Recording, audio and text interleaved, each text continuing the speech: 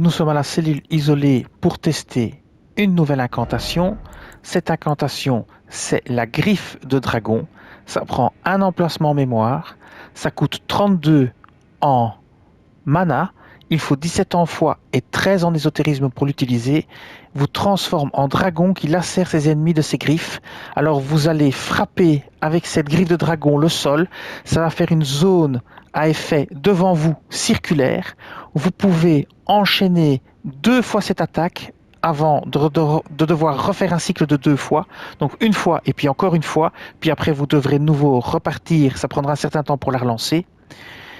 Et normalement, ça étourdit aussi les ennemis. Vous verrez que le géant ne meurt pas, mais tombe au sol, parce que ça va l'étourdir, l'assommer. Donc, je vous montre ça. Alors, on peut voir le détail. Une technique utilisée par ceux qui ont chassé les dragons.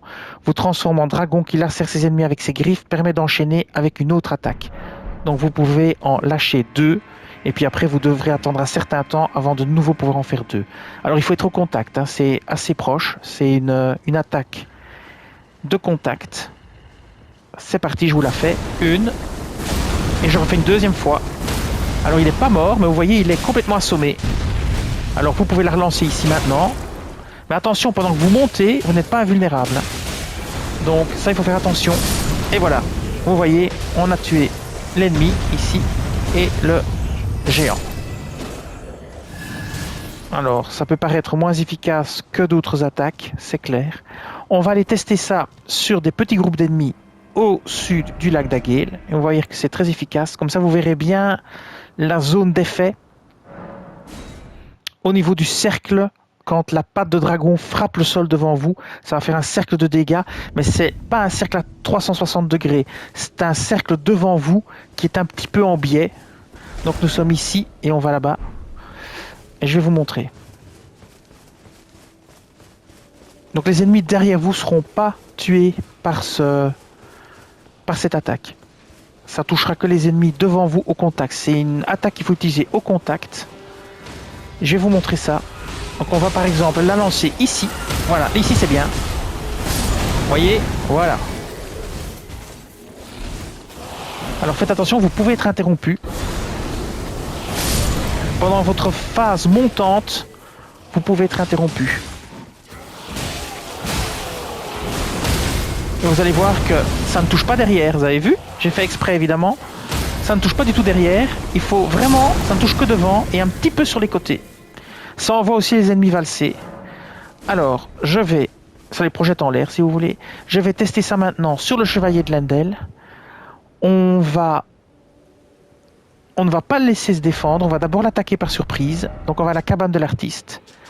Pour voir si on peut le tuer en 2 coups en fait, c'est ça l'idée. On prend un chevalier de Lendel blindé assez fort par l'arrière. Il ne s'y attend pas, on fait la double attaque et on regarde si cette double attaque peut le tuer. Ou s'il faudra encore une attaque supplémentaire. Donc ça c'est un simple test. Et après on le laissera se défendre avec son bouclier. Voir aussi si ça le projette lui par terre. Parce qu'alors c'est très intéressant parce que vous pouvez le finir à l'épée. Ça, ce serait très intéressant. À mon avis, oui, mais je suis pas sûr. Alors, on va très près, voilà. Hop, ah mais il est déjà en train de se défendre. Et vous voyez, les 2 coups devraient le tuer. Et bon, on est bon. Alors maintenant, on va faire la même chose, mais on va le laisser se défendre.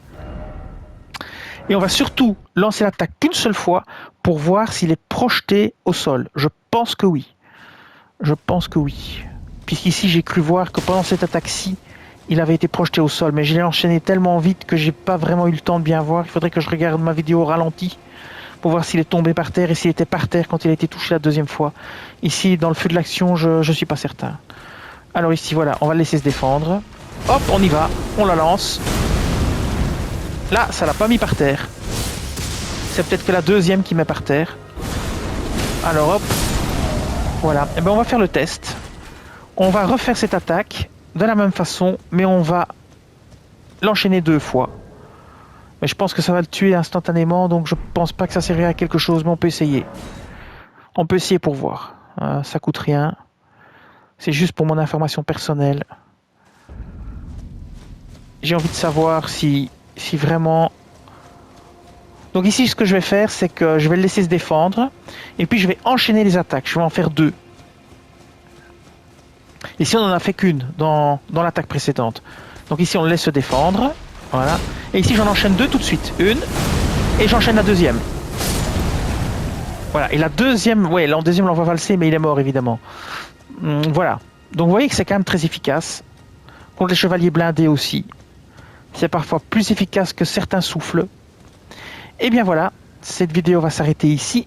Je vous dis merci et à bientôt.